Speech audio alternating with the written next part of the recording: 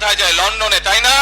আরো অন্য অন্য দেশে যায়। কিন্তু এই যে মানুষগুলো যাচ্ছে, এই মানুষগুলোকে আমরা বিভিন্ন ভাবে ট্রেনিং দিতে চাই। ট্রেনিং দিয়ে ভাষা শিক্ষার মাধ্যমে আমরা এই মানুষগুলোকে দক্ষ করে গড়ে তুলতে চাই। সিলেটের বহু মানুষ সৌদি আরব সহ মধ্যপ্রাচ্যেরও বিভিন্ন দেশে যায়। আমরা এই মানুষগুলোকে দক্ষ করে গড়ে তুলে কর্মসংস্থানের সুযোগ তৈরি করতে চাই। কিন্তু সেই সুযোগ তৈরি করা একমাত্র তখনই সম্ভব যখন কে আপনারা ধানের শীষকে জয়যুক্ত করতে পারবেন। কি পারবেন? যুব সমাজের কর্মসংস্থান তৈরি করতে চাই। আমার লক্ষ লক্ষ ভাই বোনেরা বেকার হয়ে বসে আছে, আমরা তাদেরকে বেকার রাখতে চাই না। আমরা তাদের জন্য কাজের সংস্থান সৃষ্টি করতে চাই, কারণ তারা যাতে স্বাবলম্বী হতে পারে।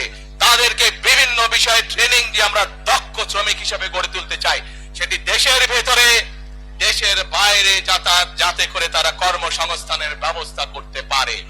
সরকার থেকে আমরা ইনশাআল্লাহ সেই ব্যবস্থা গ্রহণ করব, যাতে সেই দক্ষ মানুষকে সারা পৃথিবীতে আমরা ছড়িয়ে ছিটিয়ে দিতে পারি, যাতে করে তারা স্বাবলম্বী হয়ে নিজের পায়ে দাঁড়াতে পারে।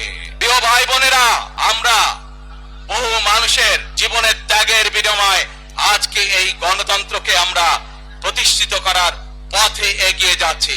কিন্তু আমরা বিগত কিছুদিন ধরে খেয়াল করে দেখছি, বাংলাদেশের কোন মহল, এই দেশের ভেতরে কোন মহল ষড়যন্ত্রের চেষ্টা করছে। গত কয়েকদিন ধরে আপনারা দেখেছেন, পত্র পত্রিকায় এসেছে, বিভিন্ন সোশ্যাল মিডিয়াতে এসেছে, মধ্যপ্রাচ্য সহ বিভিন্ন দেশে পোস্টাল ব্যালট যেগুলো পাঠানো আছে সেগুলোকে কিভাবে ডাকাতি করা হয়েছে। ঠিক যারা এই দেশ থেকে পালিয়ে গেছে তারা যেভাবে আপনাদের ভোট ডাকাতি করেছিল, ঠিক একইভাবে আবার সেই ষড়যন্ত্র শুরু হয়েছে। দেখেছেন আপনারা?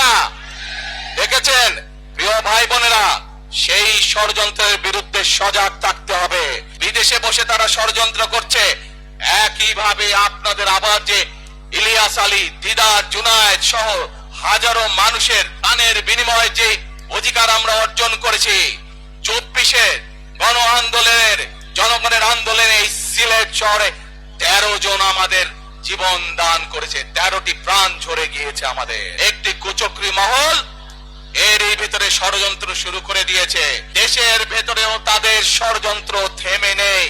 কিন্তু 2024 সালের 5ই আগস্ট এই বাংলাদেশের জনগণ প্রমাণ করে দিয়েছে যে বাংলাদেশের জনগণ ঐক্যবদ্ধ থাকলে, ঐক্যবদ্ধ ভাবে নেমে আসলে যে কোনো ষড়যন্ত্রকে বাংলাদেশের মানুষ প্রতিহত করতে পারে।